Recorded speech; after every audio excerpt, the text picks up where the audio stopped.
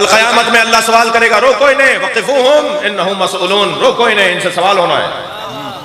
قیامت میں روکا جائے گا اہل محشر کو، سوال کیا جائے گا۔ کون سا سوال؟ کیا سوال؟ ثم لتسألن یومئذ عن النعیم، ان سے پوچھو سب سے بڑی نعمت کے بارے میں۔ ہم معصومہ ہیں، مولا عباس معصوم ہے، جناب زینب معصومہ ہے، حضرت علی اکبر معصوم ہے۔ اس کا جو ہندو ہے نا وہ بھی عالی مدد بولتا ہے۔ میں ابھی 26 مارچ کو اسی مہینے کی، آج کیا ہے شاید 31 ہو گئی، ابھی 5 دن پہلے میں نے سانگھڑ میں ایک مجلس پڑھی جس کا بانی ہندو تھا۔ انہوں نے بڑا اچھا جملہ کہا، کہنے لگے خبردار اہل بیت کے ساتھ کسی کو مقایسہ نہ کرنا، اہل بیت کے برابر میں کسی کو لا کے نہ بٹھانا، اس لیے کہ اہل بیت کے فرد کے پاس جنت کی اونرشپ ہے۔ اللہ نے یہ طے کر رکھا ہے کہ جہاں رفعتیں ہوں گی، جہاں عظمتیں ہوں گی، جہاں بلندیاں ہوں گی، جہاں فضیلتیں ہوں گی، وہاں صدارت علی کی ہے۔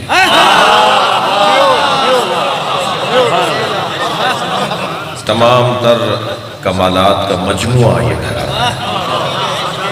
مجھے اللہ کا جتنا شکر کرنا چاہیے، جتنا شکر کروں اتنا کم ہے کہ اس نے ہمیں جس دروازے پر بٹھایا ہے اس سے اچھا دروازہ نہیں ہے۔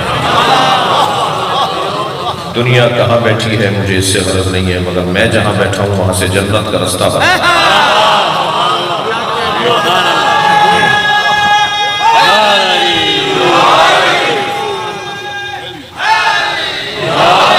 میں ایک رسانے پر تھا، ایک ٹی وی چینل پہ ہم بیٹھے تھے، تو ایک دیوبندی عالم دین ہمارے ساتھ تھے۔ اکثر اتفاق رہتا ہے، تو بات آئی مولا علی کی عظمت کی، اہل بیت کے فضائل کی، اہل بیت کی فضیلتوں کی، تو کہنے لگے مولانا سارے سال آپ مجلسیں پڑھتے ہیں، مجھے کچھ کہنے دیجئے۔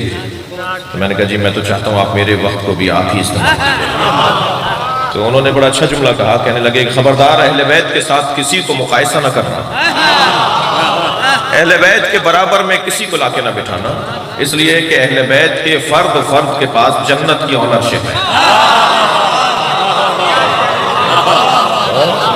میں ان کے ساتھ بیٹھا ہوا تھا، تو میں نے کہا جی ایک جملہ میں اسی جملے پر کہہ دیتا ہوں کہ دنیا کے معتبر ترین لوگ، مشہور ترین لوگ، بڑے بڑے نام اپنی جنت کا یقین نہیں رکھتے، اہل بیت ہماری جنت کی ضمانت دیتا ہے۔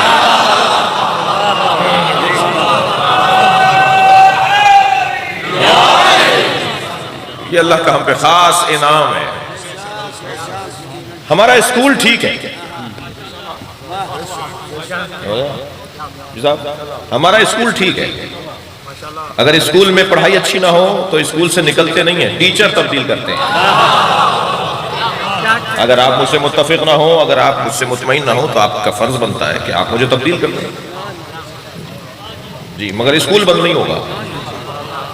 سن 61 ہجری میں امام حسین نے عالمی اوپن یونیورسٹی کی بنیاد رکھی تھی، اس کا یہ ایک کیمپس ہے۔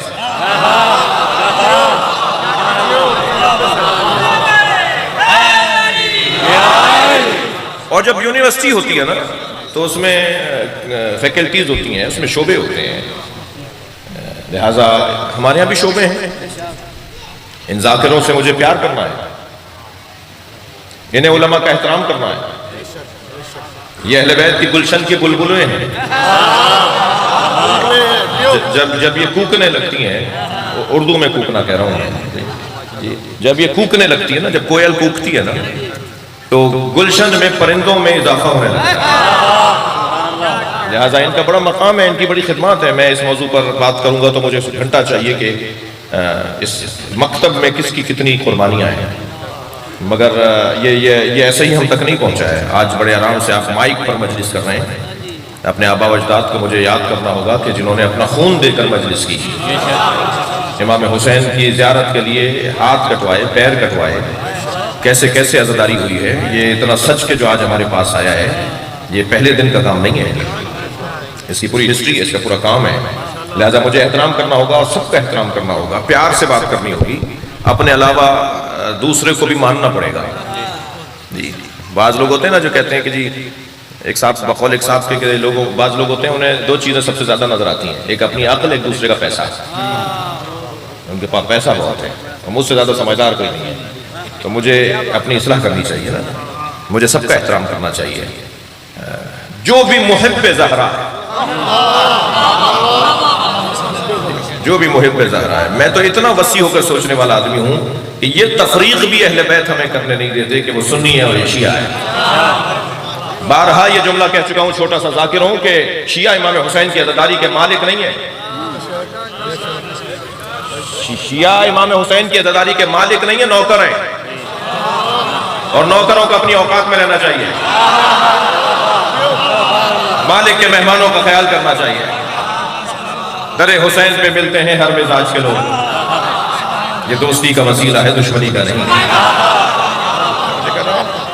ہمیں ایک دوسرے کو قریب کرنا ہوگا. یہاں مجلس میں سننی بھی آ سکتا ہے بھائی. میں سندھ میں رہتا ہوں، میرا شہر کراچی ہے، اور اگرچہ رہائشی شہر کراچی ہے، ورنہ تو میں پاکستانی ہوں. پورے پاکستان میں پوری نماز پڑھ رہا ہوں تو میرا پورا وطن میرا ہے، کثیر السفر ہونے کی وجہ سے. تو یہ لیکن سندھ کا جو خطہ ہے نا، وہاں ایک عجیب کچھ خوبیاں عجیب سی ہیں. سندھ کا جو ہندو ہے نا، وہ بھی عالی مدد بولتا ہے.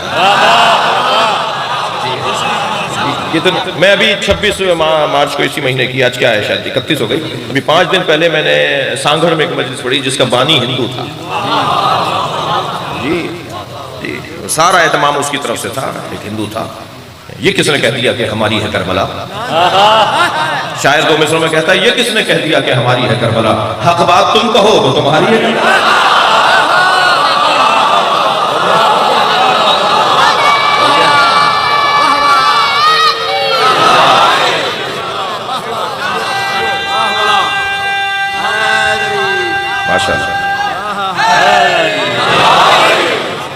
ایسا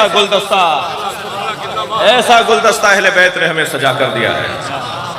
کبھی غور کیا کہ حضرت وہب کلبی مسیحی خاندان سے تھے، حضرت زہیر قین عثمانی عقیدے کے رکھنے والے تھے، جس کو آج کے زمانے میں آپ سنی کہتے ہیں نا، اس وقت میں کہتے تھے عثمانی العقیدہ. عثمانی العقیدہ یعنی مولا علی کو چوتھا خلیفہ ماننے والا. جی عثمانی. زہیر قین کتنا بڑا شہید کربلا کا. جی یہ امام نے سجایا ہے نا، تاکہ صرف شیعہ ہی مجھے نہیں پکارے، لہذا آج سنی بھی امام کو پکار رہا ہے، آج عیسائی بھی. یسوع حسین کا ماتم ہوتا ہے مسیحیوں کے ہاں.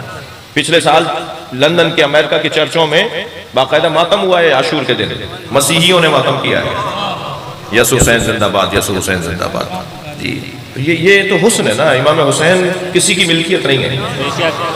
جو بھی سالم دماغ ہوتا چلا جائے گا وہ حسینی ہوتا چلا جائے گا. بھائی میں بچوں سے، جوانوں سے کہہ رہا ہوں، سائنس کو ترقی کرنے دو، علم کو پھیلنے دو. جتنی سائنس ترقی کرے گی اتنا حسین کا قرب بڑھے گا،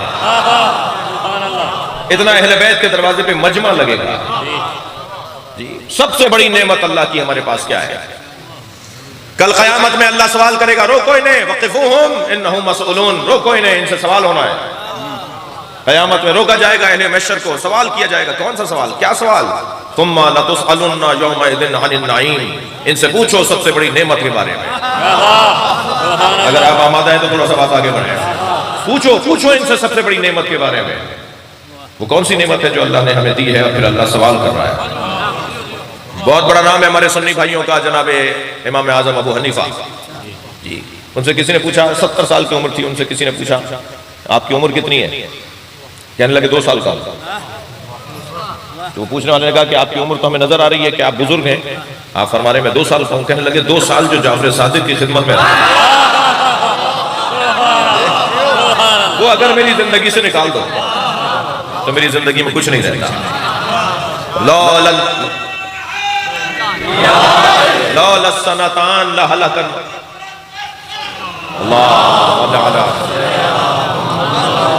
لولا السنتان ہلاک النعمان. اگر 2 سال نہ ہوتے تو نعمان ہلاک ہو گیا ہوتا. میرے پاس 2 سالوں کا ہی سرمایہ ہے. کسی نے پوچھا حضور اس آیت کی تفسیر کیا ہے؟ ثم لتسألن یومئذ عن النعیم. اس کے بعد قیامت کے دن پوچھا جائے گا نعیم کے بارے میں. تو انہوں نے تفسیر کی کہ اللہ پوچھے گا کہ میں نے تمہیں روٹی دی، میں نے تمہیں پانی دیا، میں نے تمہیں سالم ہوا دی، میں نے تمہیں نعمتیں عطا کی. میرے معصوم امام تک خبر پہنچی. حضرت نے فرمایا انہیں بلاؤ. جب ابو حنیفہ پہنچے، حضرت فرمایا ہم نے سنا ہے تم یہ تفسیر کرتے ہو اس آیت کی. کہنے لگا حضور یہ نعمتیں ہیں اللہ کی، اللہ ان نعمتوں کے بارے میں پوچھے گا. میرے معصوم امام نے فرمایا جو چیز کسی مخلوق کے لیے جائز نہ ہو وہ خالق کے لیے جائز ہے. تم کسی کو کھانا کھلانے کے بعد 10 سال بعد کوئی تمہیں ملے جیسے تم نے 10 سال پہلے کھانا کھلایا تھا، تمہیں دیکھ کر پہچانے نہیں تو تم اسے یاد دلاؤ کہ ہم وہی ہیں جس نے تمہیں روٹی کھلائی تھی، تو سارا مجمع، سارے سننے والے مذمت کریں گے کھانا کھلا کے یاد دلا رہا ہے جی۔ تم اگر کھانا کھلا کے کسی کو یاد دلاؤ تو تمہاری مذمت ہو، اللہ روٹی کھلا کے یاد دلائے گا؟ اللہ پانی پلا کر یاد دلائے گا؟ کیا مولا پھر کون سی نعمت ہے؟ فرمایا ہم اہل بیت کی محبت، نعمت عظمی پروردگار اہل بیت کی محبت۔ ہم فطری طور پر کمال طلب ہے۔ یہ چھوٹا بچہ اور اس سے چھوٹا جتنا چھوٹا ہوگا یہ انہی جوتیوں میں پیر ڈالتا ہے جو جوتیاں آپ نے پہنی ہوئی تھیں، اسی کنگھے سے کنگھا کرتا ہے جس سے ابھی آپ کنگھا کر رہے تھے، وہی پہنی سے چاہیے ہوتا ہے جس سے آپ لکھ رہے تھے، اماں سے وہی چادر مانگتی ہے بچی نماز پڑھنے کے لیے جس سے اماں ابھی نماز پڑھ رہی تھی۔ یہ بچہ پکار کے کہتا ہے میں کسی کو بڑا مانتا ہوں، یہ بڑا ہونے کے بعد بھول جاتا ہے کہ بڑا بھی ماننا چاہیے کسی کو۔ اللہ کرے ہم ایسے ہی رہیں جیسے اللہ نے ہمیں بنایا تھا، جتنا ہم اللہ کی عطا سے قریب رہیں گے نا اتنا ہی سالم رہیں گے جی۔ توجہ ہے نا؟ یہ جتنا چھوٹا ہوتا ہے اگر کسی کا شیشہ توڑ کر آ جائے تو ہم کہتے ہیں چھوڑو رہنے دو معصوم ہے، کیونکہ اللہ کی عطا کے قریب ہے۔ جیسے جیسے بڑا ہوتا چلا جاتا ہے اگر کسی کو نقصان پہنچا کر آئے اور اگر کوئی کہے 15 سال کے لڑکے کو معصوم ہے تو کہیں معصوم ہے یہ اتنا بڑا سارا معصوم ہے؟ کیوں؟ اس لیے کہ اللہ کی عطا سے قریب ہے، اور اللہ کی عطا سے جو قریب ہوتا ہے وہ معصوم ہوتا ہے۔ یہ کمال عصمت زہرا ہے کہ حسنین جب چادر میں آ رہے ہیں تو عمروں میں بڑے ہیں، اللہ کہہ رہا ہے جیسا میں نے دیا تھا زہرا نے ایسا رکھا ہے، میں نے معصوم بنا کر بھیجا تھا۔ اب یہ عصمت وہ اور ہے، یہ عصمت اور ہے، اور عصمت کی بحث کچھ ابھی پچھلے دنوں بھی چلی۔ ہمارے بعض دوستوں نے بعض دوستوں کو فون کیا اور اس کے بعد پھر ٹیلی فونک وہ آواز ریکارڈنگ پھیلنے لگی، تو میرے خیال سے یہ ٹیلی فونک گفتگو کا موضوع نہیں ہے۔ عصمت کا باب بہت روشن ہے، ہم اہل بیت کی عصمت سے قائل ہیں، اور معصوم دو طرح کے ہوتے ہیں، ایک عصمت کبریٰ پر فائز، ایک عصمت صغریٰ پر فائز۔ عصمت کبریٰ پر 14 ہے، توجہ کر رہے ہیں؟ عصمت کبریٰ پہ 14 ہے، عصمت صغریٰ پر 14 کے علاوہ ہیں جو دلیل عصمت کبریٰ ہے اہل بیت۔ جناب معصومہ قوم معصومہ ہے، مولا عباس معصوم ہے، جناب زینب معصومہ ہے، حضرت علی اکبر معصوم ہے، مگر یہ عصمت صغریٰ پر فائز ہے، اور جو 14 ہیں وہ عصمت کبریٰ پر فائز ہے۔ مسئلہ حل ہو گیا؟ صلوات پڑھیں ذرا محمد وآلہ۔ توجہ آگے بات بڑھے۔ اللہ کی سب سے بڑی نعمت، میں عرض کر رہا تھا کہ ہم فطری طور پہ کمال طلب ہیں، کمال جو ہیں۔ یہ ہمارا بچہ، دقت میرے ساتھ رہے، یہ ہمارا بچہ چاہتا ہے کسی کو بڑا مانے۔ ہم بھی کمال کو تلاش کر رہے ہوتے ہیں، کسی کے نزدیک کمال علم ہے تو وہ اہل علم سے دوستی کرتا ہے، کسی کے نزدیک کمال شجاعت ہے تو وہ بہادروں سے دوستی کرتا ہے، کسی کے نزدیک کمال سخاوت ہے تو اہل دل سے اس کے تعلقات بہتر ہو جاتے ہیں، کسی کے نزدیک کمال عزت ہے تو صاحبان عزت سے دوستی کرتا ہے، کسی کے نزدیک کمال کرسی ہے تو صاحبان منصب سے دوستی کرتا ہے، کسی کے نزدیک کمال شہرت ہے تو مشاہیر سے تعلقات کو بہتر کرتا ہے۔ بھئی اللہ نہیں چاہتا تھا کہ لوگ در در کی ٹھوکریں کھائیں، ایک ہی گھر میں اللہ نے سارے کمالات رکھے ہیں۔ علم کا عالم یہ ہے کہ میں زمین کے رستوں سے زیادہ آسمان کے رستے جاتا ہوں۔ شجاعت کا عالم یہ ہے، شجاعت کا عالم یہ ہے کہ کوئی دنیا میں پیدا نہیں ہوا جو علی کا مقابلہ کر سکے۔ جملہ سنے میرے مولا علی کا، فرماتے ہیں لو اجتماع العرب علی قتالی، اگر سارا عرب مجھے مارنے کے لیے جمع ہو جائے، لما ولیتو پشت دکھا کر نہیں جاؤں گا، میدان میں کھڑا رہوں گا، میں اکیلا علی کافی ہوں پوری دنیا کے لیے۔ یہ لب و لہجہ شجاعت کے باب میں۔ کسی نے پوچھا مولا علی سے، مولا آپ کو اپنا دشمن جب میدان میں آپ کے سامنے دشمن آتا ہے تو کیسا لگتا ہے؟ حضرت نے فرمایا مجھے اس پہ رحم آتا ہے۔ اللہ اکبر، بھائی صلوات پڑھیں مولا کی ذات پر۔